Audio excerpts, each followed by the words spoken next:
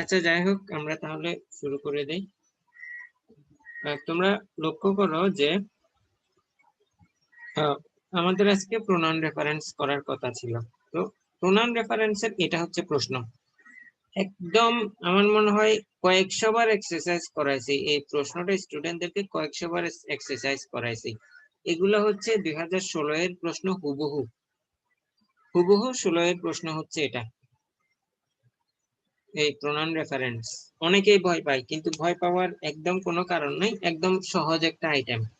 তো প্রশ্নপত্র শুরু করার আগে, কোন আইটেম শুরু করার আগে আমি যেটা চেষ্টা করি স্টুডেন্টদেরকে একটা প্রশ্ন সলভ করিয়ে দেওয়া, বুঝুক না বুঝুক একটা প্রশ্ন সলভ করে দিলে হয়তো সে 50% 60% বুঝতে পারবে, আর 40% বা 50% বুঝতে পারবে না। তো একটা প্রশ্ন সম্পর্কে তখন আইডিয়া হয়ে যায়, কি কি তার শিখতে হবে সেটা তার একটা ধারণা চলে আসে। ওই জন্য আমি যেটা করি, প্রথমত স্টুডেন্টদেরকে একটা প্রশ্ন বুঝে বুঝে করার চেষ্টা করি, তারপর রুল গুলোতে যাই, রুল গুলোর পরে আবার এক্সারসাইজে চলে আসি। তো এইখানে যেমন ধরি যে প্রথম সেন্টেন্সটা আমরা পড়ি, both educated and uneducated women are at present as important as men in our society.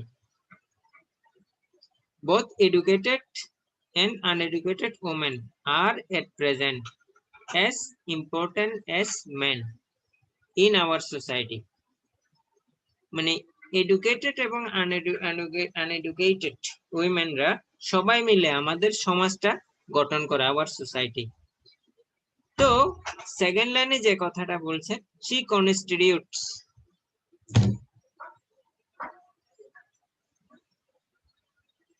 আচ্ছা একটু মেসেজ আসছে, স্যার মিটিং এর আগে পাসওয়ার্ডটা দিয়ে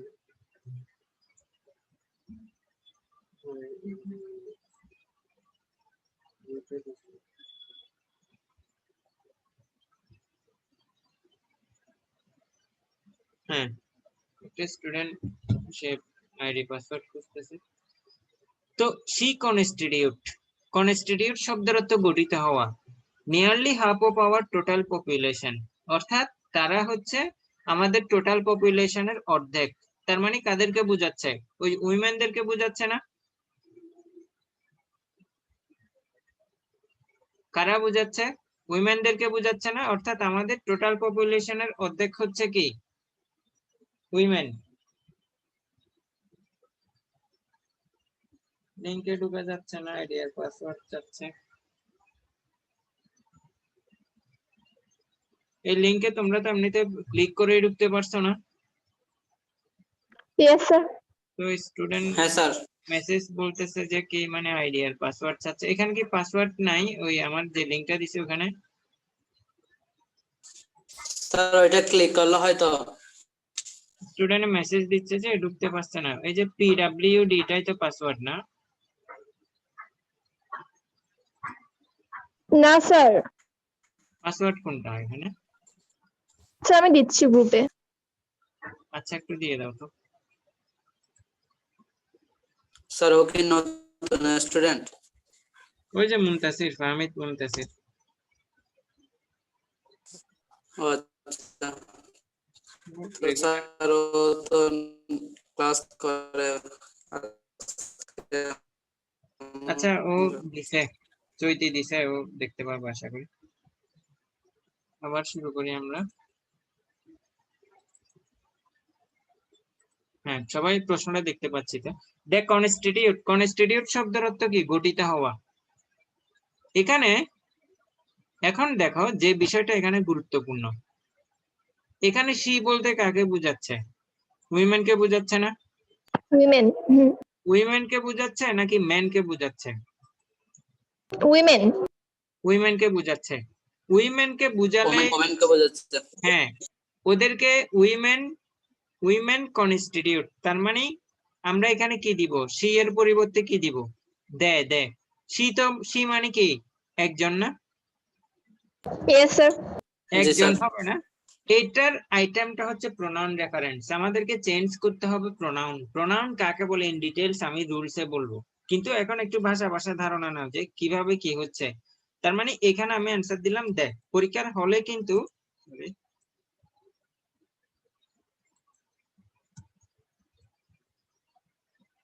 স্যার পরীক্ষায় কি পুরো প্রশ্নে যেরকম আছে ওইগুলো কি পুরোটাই লিখতে হবে? হ্যাঁ, প্রশ্নে পুরোটা কমপ্লিট করতে বলবে, তোমার প্রশ্ন পুরোটাই লিখতে হবে পরীক্ষায়। বুঝতে পারছো?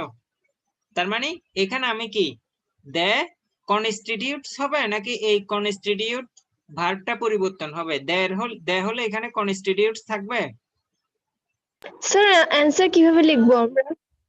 তোমরা পরীক্ষায় সি এর জায়গায় দে লিখবা, কনস্টিটিউটের জায়গায় কনস্টিটিউট লিখবা, কারণ দে এর সাথে তো আর কনস্টিটিউটস হবে না, এস বাই এস হবে না, সি এর সাথে হওয়ার কথা ছিল।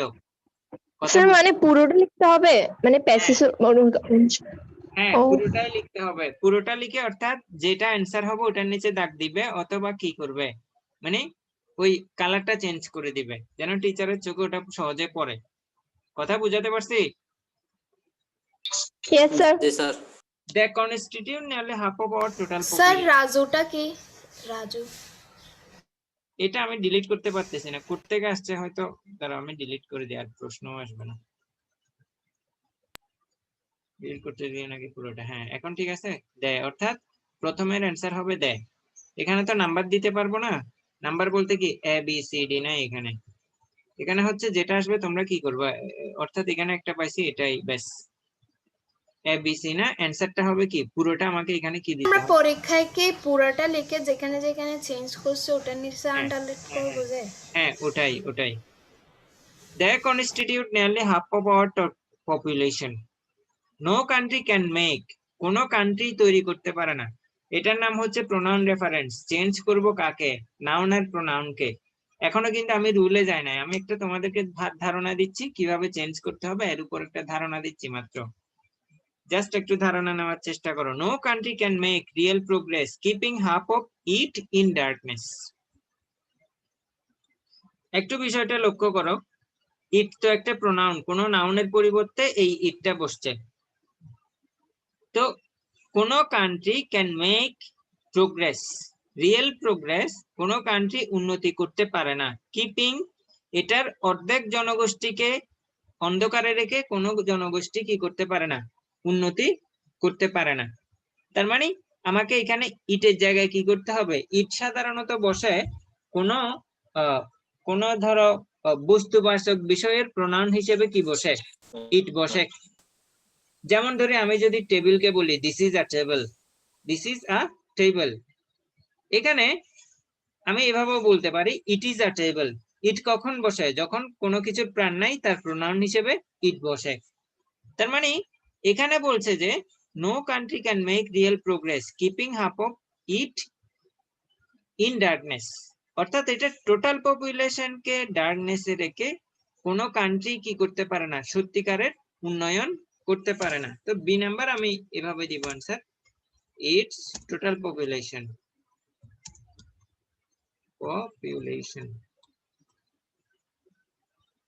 অর্থাৎ কোন country, no country can make real progress keeping, এই ইটের পরিবর্তে আমি आंसर দিব keeping its total population, keeping half of its total population.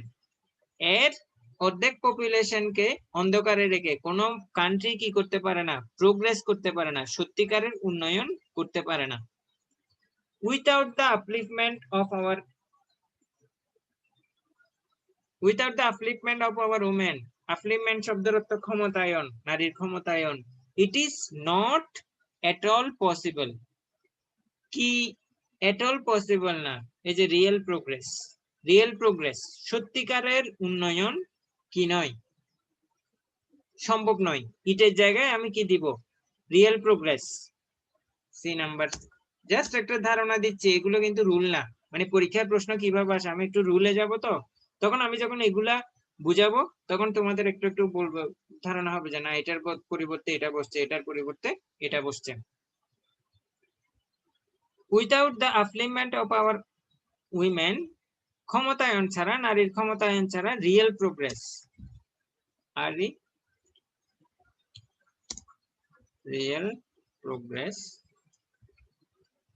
real progress is not at all possible. Again, without education, আবার শিক্ষা ছাড়া women cannot be uplifted. শিক্ষা ছাড়া নারীরা কি হতে পারবে না? ক্ষমতায়িত হতে পারবে না। So proper education should be given to হার, এটা তো পারার কথা, এটা তো পারবেন। শুড বি গিভেন টু কাদেরকে? them, should given to women অথবা দেম।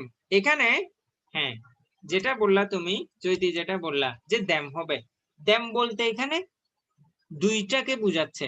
দুইটা বলতে এখানে আমরা এর আগে ম্যানের কথা আলোচনা করছি, আবার উমেনের কথাও আলোচনা করছি, একটা ম্যান আর একটা উইমেন। এখানে কোনটা দেম বলতে ম্যানকে বোঝাচ্ছে নাকি উইমেনকে বোঝাচ্ছে ক্লিয়ার না, এটা হচ্ছে আনক্লিয়ার। তখন ক্লিয়ার করে দিতে হবে। ক্লিয়ার করার জন্য সরাসরি কি হতে হবে? women. উইমেন দিতে হবে, টু উইমেন। বুঝতে পারছি? আনক্লিয়ার Yes, কে sir. ক্লিয়ার করে দিলাম, এটাকে বলে আনক্লিয়ার প্রোনাউন রেফারেন্সিং। এখানে যদি ধরেন যে করিম আর রহিমের কথা বললো, তখন হি বললে আমি কাকে বুঝবো? করিমকে বুঝবো নাকি রহিমকে বুঝবো? তখন আমি কি করিম অথবা রহিমের নাম বসিয়ে দিব, আনক্লিয়ার কে ক্লিয়ার করে দিব। একটু পরে আমি আবার বলবো রুলে। They can work hand in hand with them, কাদের সাথে? হাতে হাত ধরে কাদের সাথে কাজ করবে? ম্যানের সাথে, উইথ ম্যান, এমিএন, তাই না? এমিএন অর্থাৎ কর্মক্ষেত্রে তাদেরকে proper education should be given to her, should be given to them in order that, যাতে করে they can work. They can work, they মানে কে? উইমেন না? উইমেন। জি স্যার। একটু Yes, আগে sir. উইমেনের, যেহেতু Women. একটু আগে উইমেনের কথা বলছি, এখানে আর দেওয়ার দরকার নাই। এখানে দে ঠিক আছে, মানে বুঝে নিবে কি আগে উইমেন কে বোঝাচ্ছে। Women can work hand in hand with man, with man in all development programs. দেখো এখানে হয়েছে কয়টা? 5টা। মাঝে মাঝে এখানে কি 6টাও হয়ে যায়, মাঝে মাঝে 7টাও হয়ে যায়, কিন্তু তোমাকে বুঝে নিতে হবে যে ধরো এর মধ্যে 2টা আছে, বি এর মধ্যে 2টা আছে, এরকম। তো প্রোনাউন রেফারেন্স বলতে মূলত এইখানে এখানে কারো কোনো প্রশ্ন আছে কিনা?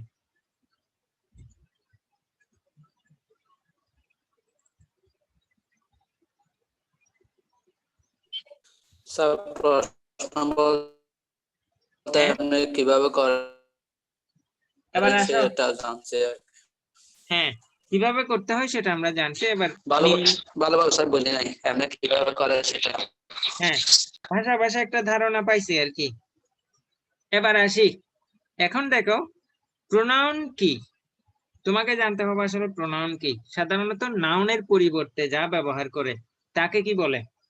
প্রোনাউন বলে, তাই না?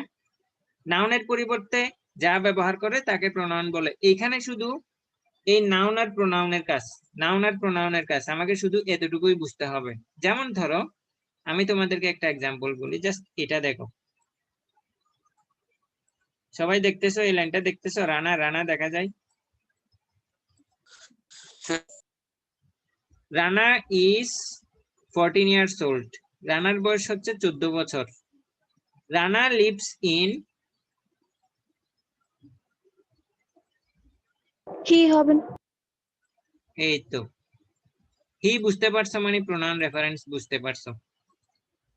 Rana lives in a small village, Rana reads in class 8, রানা's father works in a bank, রানা's mother is a housewife। তার মানে নাউন একবার হলে পরবর্তীতে কি বসাতে হবে? He. নাউনের স্যার বাকিগুলোর পর স্যার রানা Pronoun. পরিবর্তে স্যার প্রণাম লিখতে হবে। প্রোনাউন, রানার প্রোনাউন কি হবে? He. হি। হে। এটাই হচ্ছে প্রোনাউন রেফারেন্স, আর কিছু না। হি। তো এখানে যদি রানী হইতো তখন এখানে কি হইতো? She. Say. He lives in a small village, তো রানা এখানে আবার হি দিলাম, হি। স্যার এখানে পসেসিভ নাউনও হ্যাঁ, পসেসিভ তো দেখাবো, আমি একটু পরে দেখাচ্ছি।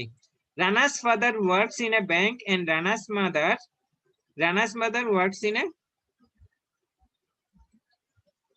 his father work in a bank, His his father, mother his house mother. তো এখানে যদি রানী হইতো তখন কি দিতাম? her father Her. works in a bank, আর ফাদার দিতাম। Her হবে। Good. His father works in a bank and mother, এখানেও দিই হিজ মাদার।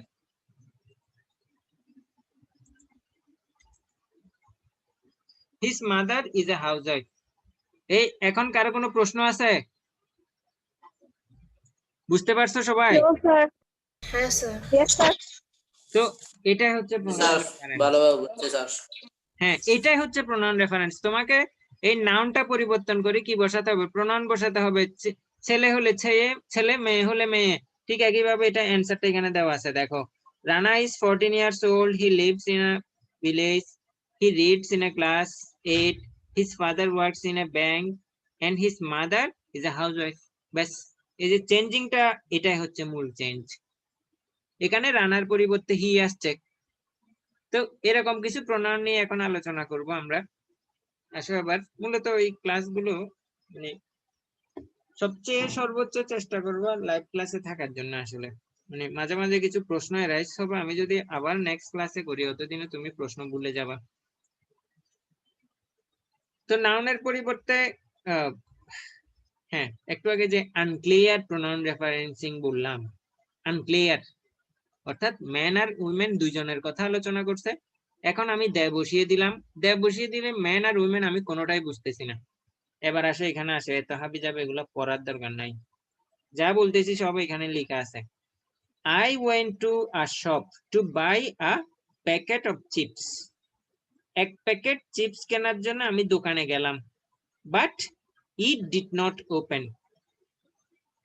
খুবই মনোযোগ দিয়ে খেয়াল করো। I went to a shop to buy a packet of chips। দোকানে গেলাম এক প্যাকেট চিপস কেনার জন্য, but it did not open। কিন্তু এটা খুলছিল না। আসলে এখানে ইট বলতে কাকে বোঝাচ্ছে? চিপসকে। দোকানটাকে। দোকান কেন? আমি তো ইয়েতে প্যাকেট অফ চিপস কেনার জন্য গেছি, হ্যাঁ দোকানে গেছি, but it did not open.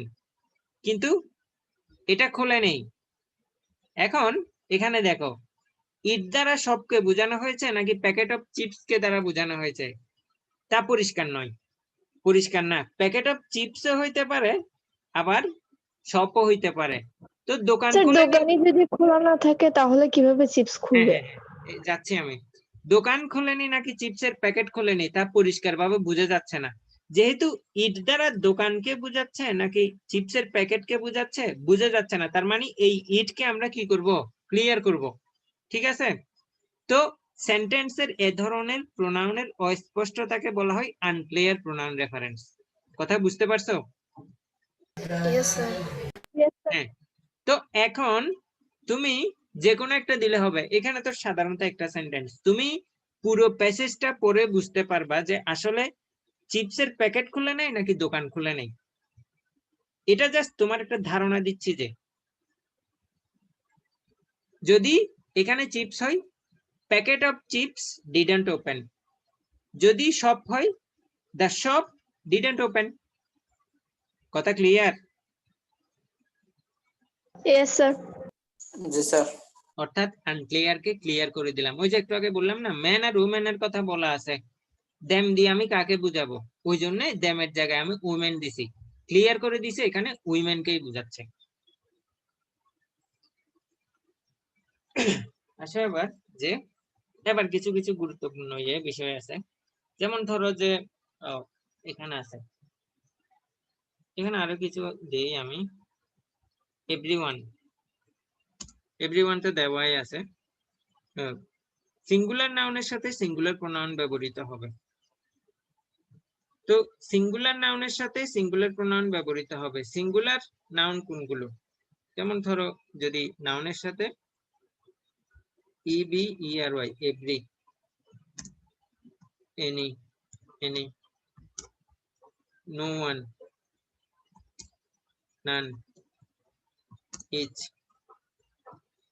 Each, everyone, everyone, everybody, এগুলো যদি সেন্টেন্সে থাকে তখন ওই এগুলোতে সাবজেক্টের জায়গায় থাকবে, তখন ওই যে ভার্বটা আসবে ওই ভার্বটাই হচ্ছে সিঙ্গুলার। যেমন ধরো এখানে এভরিওয়ান ইজ ট্রাইং, এই এভরিওয়ানটা সিঙ্গুলার। সিঙ্গুলার যেহেতু আছে তার মানে সিঙ্গুলারের সাথে ভার্ব আসছে singular. Everyone is trying their best, তো আমরা জানি এভরিওয়ান মানে কি, এভরিওয়ান মানে হচ্ছে সিঙ্গুলার, সিঙ্গুলার হলে দেয়ার তো হওয়ার কথা না। এভরিওয়ান ইজ ট্রাইং দেয়ার, দেয়ার বলতে একজনকে বোঝাচ্ছে, হয়তো সে ছেলে হইতে পারে অথবা মেয়ে হইতে পারে, এখানে কিন্তু ক্লিয়ার না। পরীক্ষার প্যাসেজে ছেলে মেয়ে ওটা ক্লিয়ার হওয়া যাবে যেহেতু বড় লাইন, এখানে ছোট্ট একটা লাইন। তার মানে এই দেয়ারের জায়গায় আমি অ্যান্সার দিতে পারি কি হিজ অথবা her, best to win the match. Everyone is trying his অথবা her best to win the match. কথা ক্লিয়ার? এই যে এখানে হিজ অথবা হার, জি তো স্যার। এখানে হিজ অথবা হার হইতে পারে, পরীক্ষার প্রশ্নে দেখে বুঝতে পারবে এখানে হিজ দিবা নাকি হার দিবা, মেয়ে দিবা নাকি ছেলে দিবা। এখানে যেহেতু বোঝানোর জন্য জাস্ট একটা লাইন দিয়ে বোঝাচ্ছে আর কি। এখানে হিজ অথবা her, best to win the match. বলো কারো কোনো সমস্যা আছে কিনা? চৈতি আসো, রাকিব আসো, ফাহমিদ, ঋতু, তাহিয়া আসছিল, সে কোথায় চলে গেল? হ্যাঁ স্যার বুঝছি। হ্যাঁ, এবার আসি। ফাহমিদ বুঝতেছো?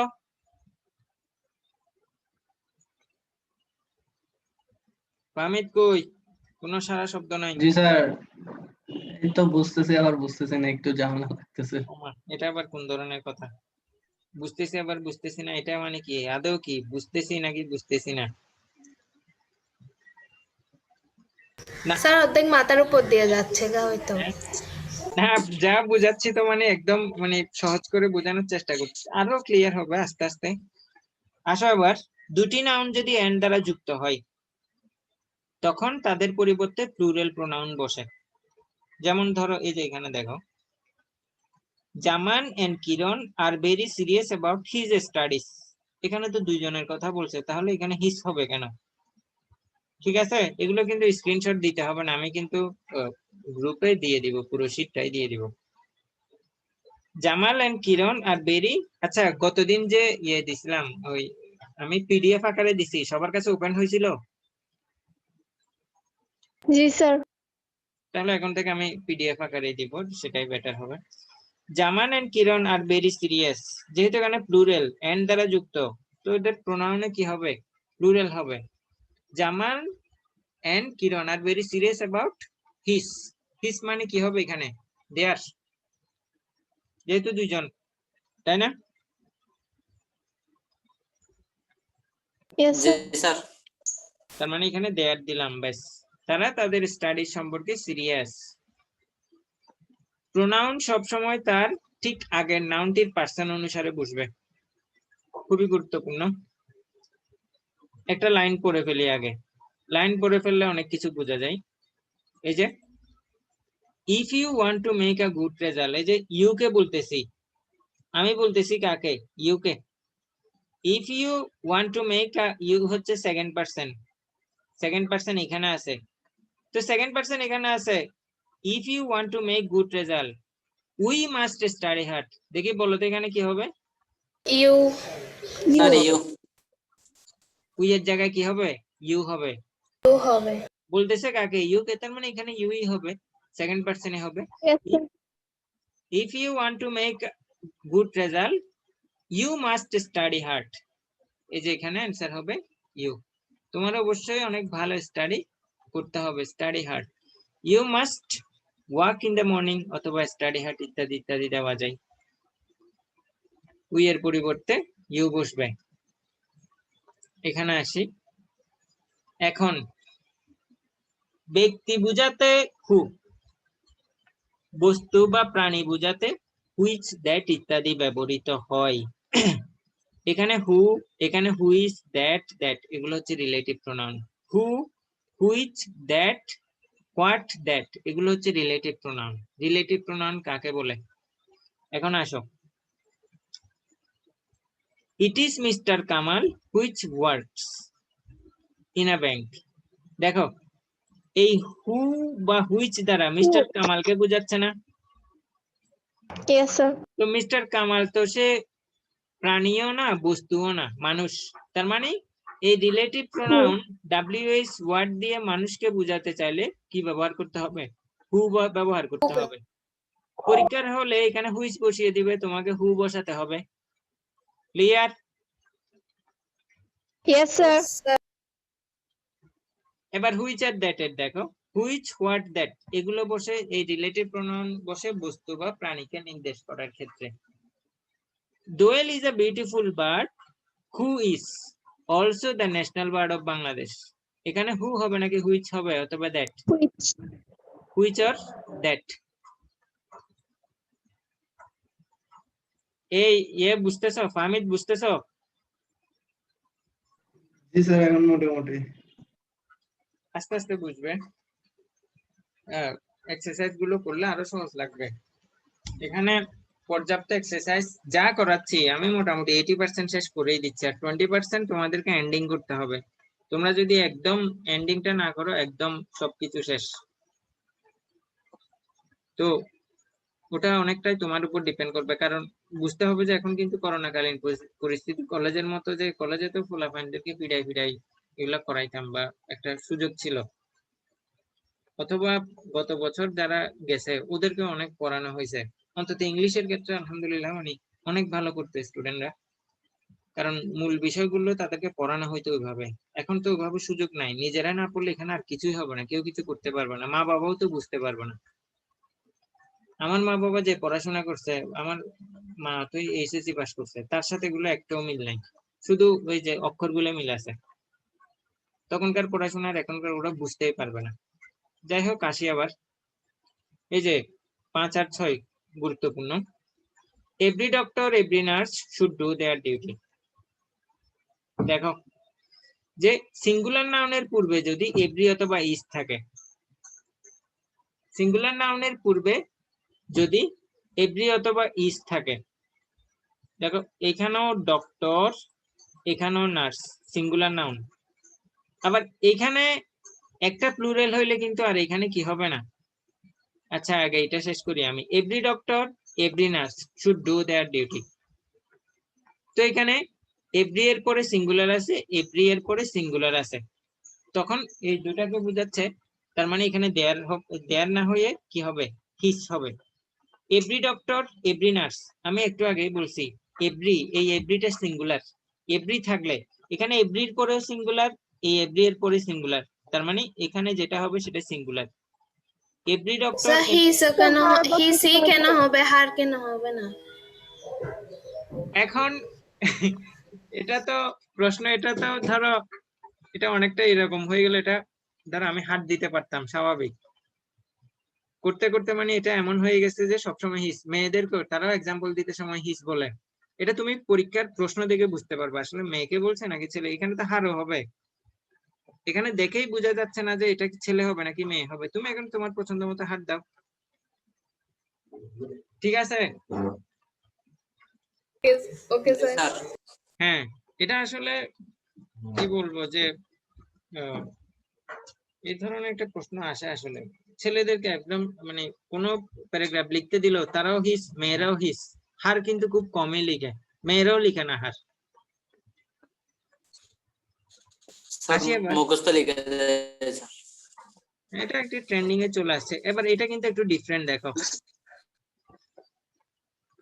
ডিফারেন্ট হচ্ছে এই 6 আর 7, এটার সাথে একটু কন্ট্রাডিকশন হবে। সিঙ্গুলার নাউন যদি either or, neither nor, or দ্বারা যুক্ত থাকে তবে এর পরিবর্তে সিঙ্গুলার হবে either Rina or Mina will complete their work.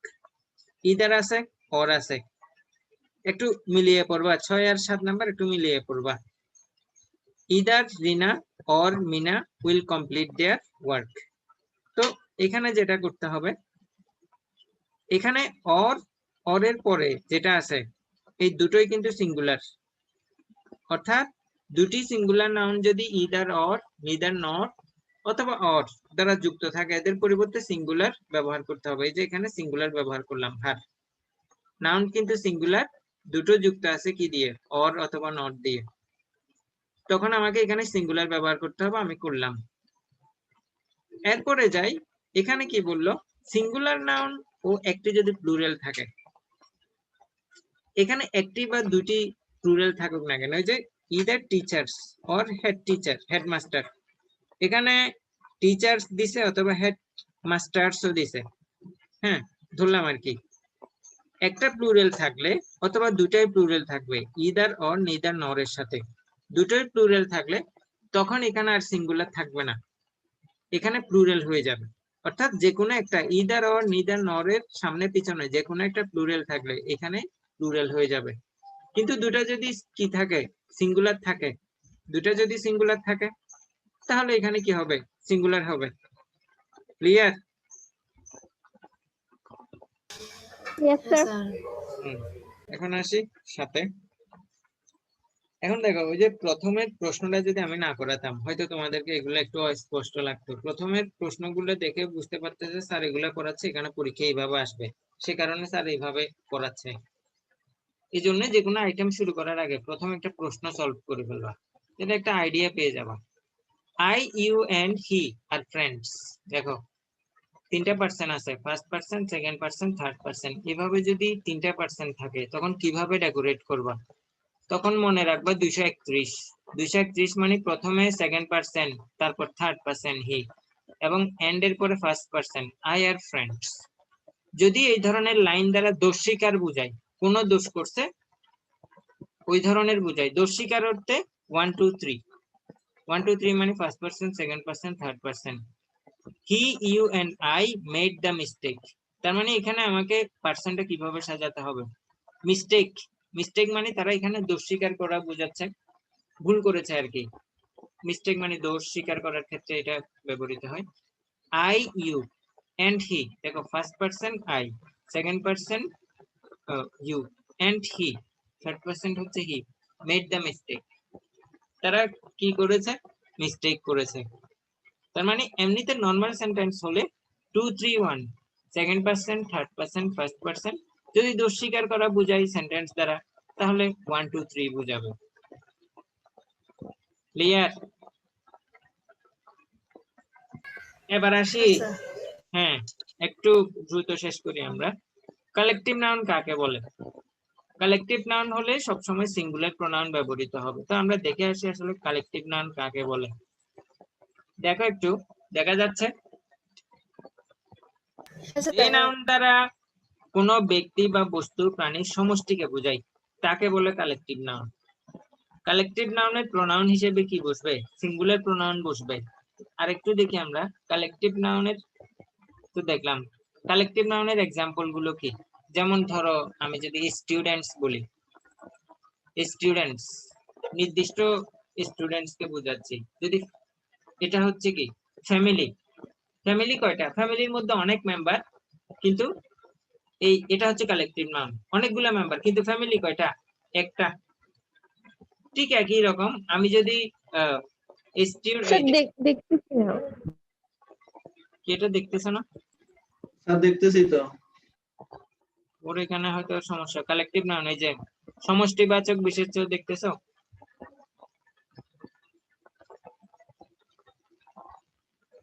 এই সবার কাছে দেখা যাচ্ছে? হ্যাঁ স্যার দেখা যাচ্ছে। তো আমি যদি বলি ফ্যামিলি, ফ্যামিলি হচ্ছে একটা collective noun. Team, team, team মানে কি? বাংলাদেশ টিমে 11 জন খেলোয়াড় আছে। তো খেলোয়াড় থাকলে কি সমষ্টিবাচক, এটা মানে 11 জন খেলোয়াড় মিলে একটা টিম, তার মানে এটা হচ্ছে কালেকটিভ নাউন। একটা টিম, দুটো টিম, তিনটা টিম। তো এখন আসি কোথায়, হ্যাঁ কালেকটিভ নাউন একসাথে কাজ করে বোঝায় তাহলে সিঙ্গুলার প্রোনাউন ব্যবহৃত হবে। The jury has decided its judgement. Jury বলতে কাকে বোঝাচ্ছে? ওই যে লয়ারদের একটা ব্রাঞ্চ কে বোঝায় যারা সিদ্ধান্ত দেয় আর কি। তো দ্য জুরি, জুরিটা হচ্ছে কালেকটিভ নাউন। এই জুরি গঠিত হয় 11 জন, 12 জন, 13 জন সদস্য নিয়ে জুরি গঠিত হয়। তো যেহেতু জুরি একটা, তো একটা যেহেতু এর প্রোনাউন হিসেবে, এর ভার্ব হিসেবে কি আসছে? হ্যাজ আসছে। এবং এখানে দেখো এই জুরিটা হচ্ছে তোমার কি, এটা হচ্ছে প্রাণও নাই, এটা হচ্ছে তোমার কি, এটা গ্রুপ অফ পিপল, ইটস। এখানে দেখো ইটস, জুরি মানে কি? জুরি বলতে গ্রুপ অফ, ওই যে লয়ারদের গ্রুপ অফ লয়ারকে বোঝায় আর কি, আইন প্রণেতাকে বোঝায়। তো এখানে দেখো জুরিয়ের সবাই একত্রে সিদ্ধান্ত নিয়েছে, তার মানে এখানে কি হয়েছে, এই জুরিয়ের প্রণয়ন বসছে, ইটস জাজমেন্ট। এটা তেমন একটা গুরুত্বপূর্ণ না, এটা পরীক্ষায় আসেও না, চাইলে এটা অ্যাভয়েড করতে পারো, কখনো আমি দেখিও নাই। 2015 সাল থেকে কখনো এই রুলটা আসেও না, চাইলে অ্যাভয়েড করতে পারো অথবা শিখেও রাখতে পারো। জুরি বুঝাইলে তখন সেখানে প্রণয়ন হিসেবে ইটস আসবে। যদি কিন্তু আচ্ছা, আমার আর 3 মিনিট সময় আছে, কিন্তু কালেকটিভ নাউন একত্রে কাজ করছে না, তাদের মধ্যে বিভক্তি আছে। অর্থাৎ এই জুরির মধ্যে যদি বিভক্তি থাকে তখন প্লুরাল নাউন ব্যবহার করতে হয়। দেখো এখানে এই জুরিটা তারা নিজেদের মধ্যে কি হয়ে গেছে, ভাগ হয়ে গেছে, ভাগ হয়ে গেছে, তার মানে তারা ডিভাইডেড হয়ে গেছে, তার মানে এখানে প্লুরাল নাউন ব্যবহার করতে হবে। দ্য জুরি, যেহেতু প্লুরাল, ওয়ার, ডিভাইড যেহেতু হয়ে গেছে, তার মানে প্লুরাল ভার্বও ব্যবহার করতে হবে, প্লুরাল প্রোনাউনও ব্যবহার করতে হবে। The jury war divided in their opinion, যেহেতু ডিভাইড হয়ে গেছে তার মানে প্লুরাল, প্লুরাল হিসেবে দেয়ার দিলাম, দেয়ার ওপিনিয়ন, তাদের মতামতের ভিত্তিতে তারা ভাগ হয়ে গিয়েছে। কথা ক্লিয়ার?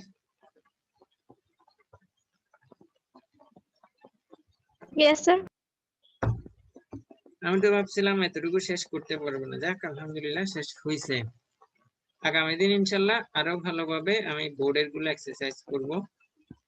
আজকের ক্লাস এ পর্যন্তই শেষ করছি, কারো কোনো প্রশ্ন আছে কিনা জিজ্ঞেস করুন। আসসালামু আলাইকুম স্যার। প্রশ্ন আছে কিনা জিজ্ঞেস করুন। ওয়ালাইকুম আসসালাম। নমস্কার, স্যার। নমস্কার। আল্লাহ হাফেজ স্যার। আল্লাহ হাফেজ।